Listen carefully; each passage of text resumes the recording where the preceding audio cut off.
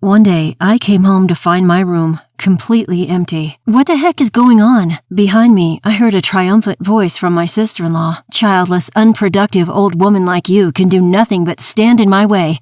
Get out. Sister-in-law was trying to move me out and take over my parents' house. I was single. That is ridiculous. I'll thoroughly investigate your wicked scheme. My name is Catherine. I'm a single 40-year-old office worker. It's not that I've never met someone good, but for various reasons, I ended up never getting married. Sometimes I feel lonely, but, well, that's life. I've reached the age where I can accept that marriage isn't everything. Being single is indeed carefree. Plus, there's a matter of taking care of my parents. I have one older brother, but he lives far away from our parents' home. My brother left our hometown to pursue his career, and since our father passed away 3 years ago, my mother had to live by herself. Living not too far from my parents' home, I became concerned about my elderly mother and decided to take the plunge and live with her. Now it's just the two of us, 2 women, enjoying our peaceful days.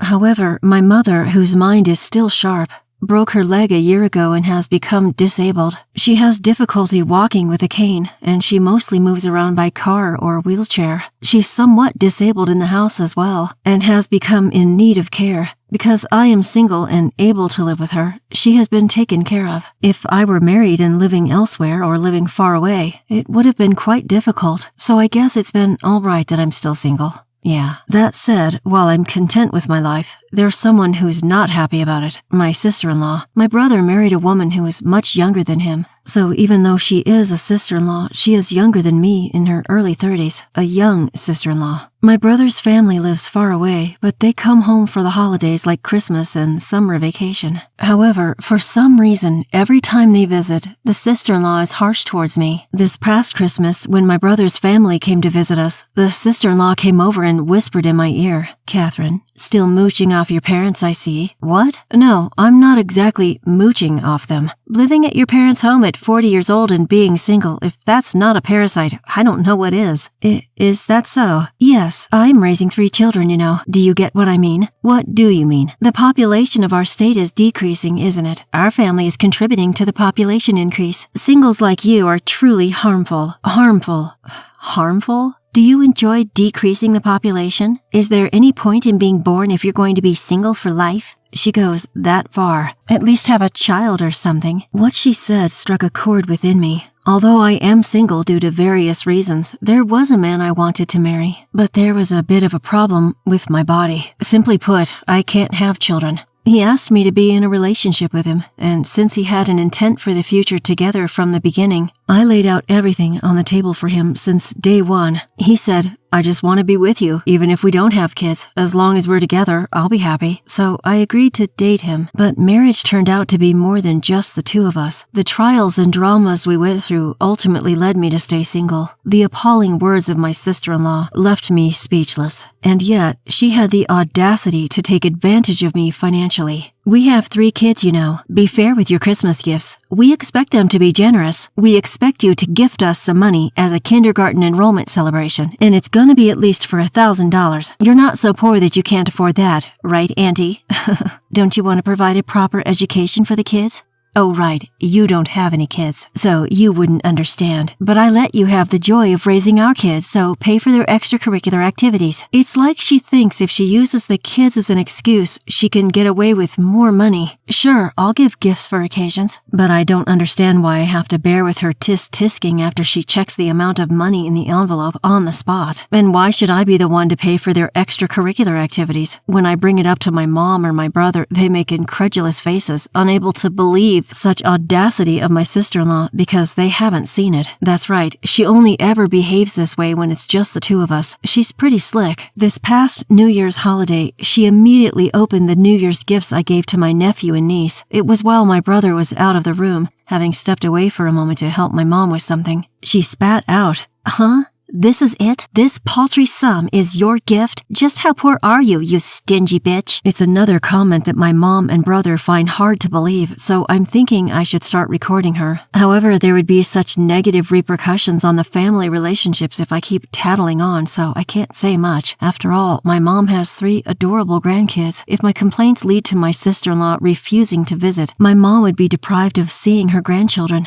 That would be too sad for my mom, so I just need to be quiet. If I can just dismiss her harsh remarks, everything will settle down. That's what I thought, until the situation completely changed one day. It was a weekday when my sister came over. It was during the week, so my brother was at work and I was working from home. My mom was at a senior daycare center. The kids were at the daycare and they were going to their maternal grandparents straight after. My sister-in-law was visiting me alone. I was wondering why she was here on such an unusual day. Then she got right down to business. You know, I've been thinking that we should move in here. Excuse me? Talk about a bolt from the blue. What on earth is she trying to say? You mean move in? That's what I said. We've been thinking of moving in here. Who's we? Our family. Where exactly? Don't make me repeat myself. Into this house. Why? Because I'm pregnant with our 4th child. What? In my brother's family, they already have 3 kids. The oldest is in early elementary school, the middle one is a kindergartner, and the youngest just started preschool. Even though they already have 3 kids, they're having a 4th. I can't help but be impressed. However, they currently live near the sister-in-law's parents' house, so they probably get help with the kids like today. If so, what's the advantage of moving over here? John's gonna be transferred here, that's why. John is my brother. Oh, I remember my brother mentioning something like that. Apparently a branch office is going to open here in our hometown. Who wants to go to the branch office? Me. Apparently he volunteered for the position quite willingly. I wonder why the personnel decisions can be made so casually. Is it okay with you, sis? I mean, wouldn't it be better to stay closer to your parents' place? My parents are still working, so I really can't rely on them too much. They start to frown if I ask too often, saying stuff like, ask your husband first, or don't make children assuming you can depend on your parents. It'd be hard to mention that we were having a 4th, right? That's your business. How would I know?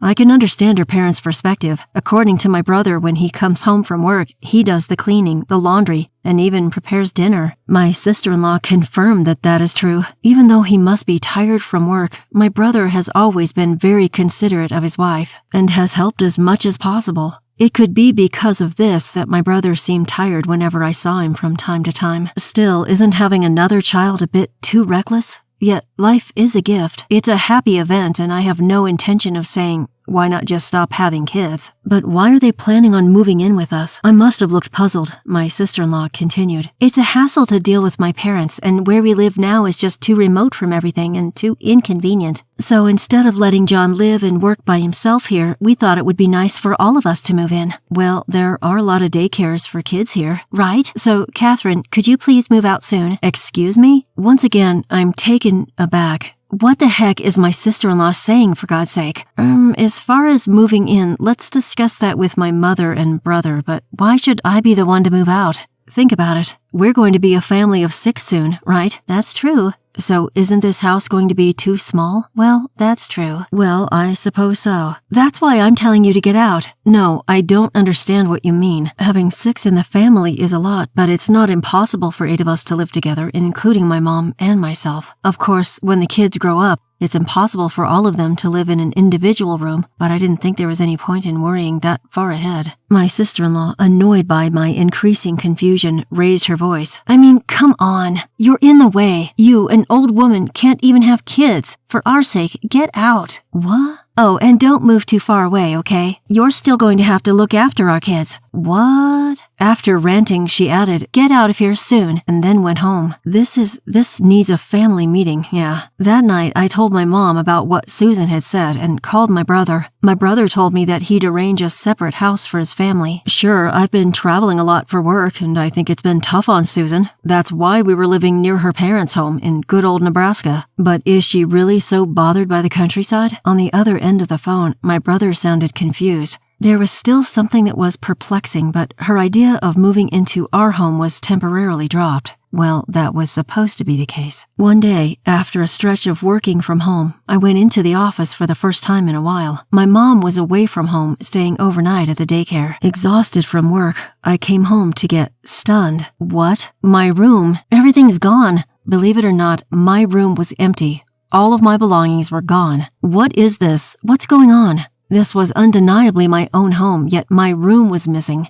To be precise, my stuff was missing. Where are all my favorite things? I threw them away. All of them. I was screaming in shock when a sudden voice came from behind me, making my heart skip a beat. When I turned around, there was Susan. Susan, what are you doing here so late? Shut up, you'll wake the kids. What? The 3 kids are here? Until the beds arrive tomorrow, they're sleeping on the living room couch. I rushed into the living room where my nephews and niece were sound asleep. What's going on? Looking at me, completely stunned and at a loss for words, Susan laughed and said, "You wouldn't leave the house, so I had to resort to drastic measures. I'm not leaving. I've already talked to my brother about this. Do you think you can just do whatever you want? Don't you have any idea how many people you're inconveniencing?" Who's the one doing whatever they want here? I'm the one inconvenienced. I really wanted to get those words out of my mouth, but I held my tongue because the kids were asleep. My sister-in-law, Susan, ignores my considerations and loudly declares, "Who cares what your mother or brother says? If you move out and our family moves in, those 2 wouldn't oppose this idea for sure." What happened to my stuff? I had a junk removal service take it all away. No way. Did she really throw out all of my precious things, including my photo albums? This is unbelievable. Come on, if you understand, then get out. Wait, no arguing. I tried to resist, but she's younger and stronger than me. Overpowered, I was thrown out of the house, right there. It was at night, and making a fuss wouldn't do me any good. She ignored the doorbells and the phone calls as well. With no other choice, I spent the night at a no-frills hotel. The next day, I took a day off from work and rushed home. As I was about to unlock the door and enter the house, Susan came out faster. "Oh, Susan, I tried to contact my brother but couldn't reach him. Let's talk anyway. My husband is on a long business trip abroad. The time difference makes it hard to get in touch with him, you know. I was about to leave, so make sure you look after my kids." Susan! Leaving me in shock, she left quickly. She was all dressed up and everything. With no other choice, I looked after the 3 kids and had a bitter expression when I welcomed my mom home in the evening. "Mom, isn't this a bit much?" "Yes, it's a bit much to ignore John's opinions and be so forceful. Leaving the 3 kids and going out is unbelievable. If she wanted to leave the kids with someone, her own parents would be the best option. Yes, what are the real benefits of living here?" Speaking of which, she went out quite dressed up. Really? There might be a clue in that. Agreeing with my mother's words, I immediately requested an investigation from a private detective. A month later, I now live in a 1-bedroom apartment as a temporary residence, which I had to find in a fluster. My room in my parents' house has been completely remodeled by Susan, and it's nowhere near what it used to be. John was furious, saying, "Don't do as you please," but she seemed to argue that once they moved in, it'd be their place. And she also seemed to say things like, "You're often away from work, aren't you? I thought it'd be nice for the family to stay together, so I came along. Raising children is really hard. It's just natural to live together with your family and get help from them." When he mentioned that my mother was in need of care, she responded, "Catherine is there, isn't she? She's just at home all the time. She must have a lot of free time." I'm not sitting around. I'm actually working from home. But Susan seems adamant about not letting me back into the house. Don't you dare think you can get away with this bullshit forever. We're gonna have a talk. With that assertive statement from my brother, a family meeting was held today. "Why so sudden? I'm pregnant. Let's wrap this up quickly, okay?" Susan grumbled as she rubbed her still not visibly pregnant belly. Ignoring her, my brother, Mom, Susan, and I, 4 adults, huddled together in the living room. By the way, we've left the kids at a weekend daycare. First off, Susan, please apologize for disposing of my belongings without my permission. At my words, Susan scoffed and said, "It's your own fault for not moving out sooner," without an ounce of hesitation. "People like you who can't even have kids should just live in a run-down apartment." Yes, it's true that I can't have kids, but I was living together for Mom's sake. "But your mother-in-law would be happier living with her grandkids than with you," Susan said, looking at my mom. My mom replied, "Of course I'd be happy to live with my grandkids," but hearing this, Susan smirked triumphantly. "See? Did you hear that? It's much more meaningful for us to live together than an unproductive person like you." But, ignoring Susan's words, Mom continued, "If they were my real grandchildren." "Huh?" Susan was dumbfounded, not understanding my mom's words. At that moment, my brother presented a large envelope. "What is this?" "The result of your affair investigation." My brother responded calmly. "Huh?" Susan seemed surprised and stared at my brother, who continued speaking, unflustered. "You thought we wouldn't find out, didn't you?" What are you talking about?"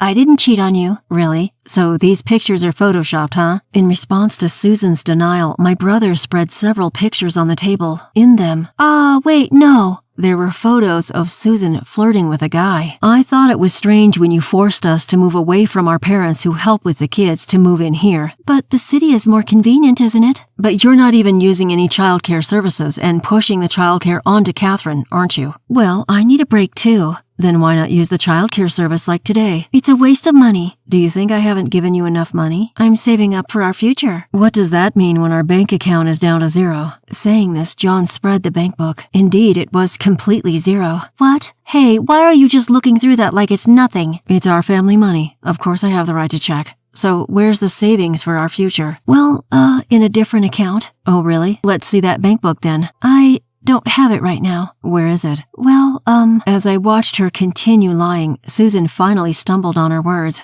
Although it wasn't particularly hot, sweat trickled down her forehead. Maybe in the attic? At that moment, John smacked the table hard. Enough with the lies. Can you still make excuses in front of this picture? Oh, sorry. It was just a momentary lapse of judgment. You've been having an affair with this man for a while. Ever since we got married, right? The guy told me. What? No, why did you talk to him? He's got a family too. He told me everything under the condition that I wouldn't tell his wife. What? He betrayed me. The one who betrayed us is you. Susan seemed flustered in front of John's angry face, but eventually she seemed to regain her composure and the sweat had stopped. Then she said, well, I do regret the affair. I won't do it again. Of course not. But I think it's better not to divorce. It's better for the kids to be with their mother, and more importantly, I'm carrying a new life in my womb. You don't want to be apart from the child, do you? Looking at me, Susan continued. You can't expect grandchildren from a childless daughter, and if I take the kids and leave after the divorce, you'll never see your grandkids again. Is that what you want, mother-in-law? Then she turned towards my mother. Seeing our silence, Susan laughed triumphantly. See? Isn't a barren old woman just a nuisance? It's natural that she should leave. Susan stomped around, huffing and puffing. But then, something unexpected happened. Mother quietly said, well, you who are totally unproductive to me should also leave with your child. Huh? As she started to smile, puzzled by what she heard, John presented a document to her. What's this? Huh? DNA test results? Negative? What is this? It's the result of a DNA test between me and the kids. When did you? That ain't none of your business. Anyway, the results are as they are. All three, they aren't my kids. And here are the results with your affair partner. Confirmation, meaning they are indeed your kids. What? Huh? My kids ain't mine, meaning they're not my ma's grandchildren. They're complete strangers. No way. It ain't a lie. You knew it, didn't you? You knew, and you pulled a cuckoo move on me, didn't you? I didn't. That's what the other guy said. You said, it's sad that our children can't live together as a family, to him. Susan looked so pale, she might fall over at any moment. And then my mom gave the coup de grace. So you're a burden because you can't bear my son's children. Please pack up and leave with the kids and hurry. What? Are you going to throw us out into the street? Such young kids? You monster! It was then that Susan cried out, trying to elicit sympathy. The monster here is you. A different loud voice echoed through the room. Susan spun around and her eyes bulged. Dad? Why are you here? And Mom too? Yes, there stood Susan's real parents. They've agreed to take all the children once I explain the situation. You stupid daughter! Can there be a more disgraceful story as a parent? I'm sorry. Apparently, Susan can't hold her ground against her father. Her face turned blue as she sobbed. John, and to his mother, and Catherine, I'm really sorry for my stupid daughter. We'll definitely make her pay for the damages. Damages? Wait a minute. I can't afford that. Are you going to pay for me, Dad? No way. I'll front you, but you're paying me back even if it takes you a lifetime. So, her father took Susan, who was seriously on the brink of tears, away without waiting for a reply. Her mom, who kept bowing deeply to us in apology, was quite memorable. Even though they're good parents, they raised such a daughter. Raising kids is tough, isn't it? I found myself musing about this in a rather carefree way. Then afterward, my brother John ended up getting a divorce without a hitch. The money for the alimony and what she had splurged on her infidelity was apparently paid off all at once by her parents. The kids were taken back to their grandparents' home. They had often been left there before, so it seems they're growing up just fine without any confusion. The kids didn't do anything wrong. John, who had always thought they were his real children, said this with a touch of sadness. There's no way you can accept it when you're suddenly told they're not yours. I'm hoping that one day John's emotional wounds will heal. 3 years later, John found a good match and had his real child. But that's another story. As for my brother's ex-wife, Susan, she gave birth to her 4th child, and sure enough, when she tested it for peace of mind, it wasn't John's child. Under strict supervision of her parents, she seems to have been working like mad from morning till night for a while. But she seemed to continue her relationship with her lover undeterred. In the end, her affair was also exposed to her lover's wife. After the huge fight, more alimony was incurred, and it seems she was kicked out of the house by her parents. No one knows what became of her after that. As for me, I'm living peaceful days while taking care of my mom, same as always. In fact, the personal items she disposed of were all retrieved on the same day by contacting the waste disposal company. On such a peaceful day, a familiar face appeared before me. It's been a while. The person smiling before me was the guy I once thought of marrying. I couldn't forget about you, and I have been single all this time. Even my parents finally gave in. They have a rather selfish reason. My brother got married and had a child. They told me I could do as I please about marriage. Caught off guard, he presented me with a ring. It may be too late, but I can't think of anyone but you. I want to help you take care of your mother, so could you please marry me? Unable to hold back, my face crumpled in tears. Without hesitation, I jumped into his arms, where he held me with a gentle smile.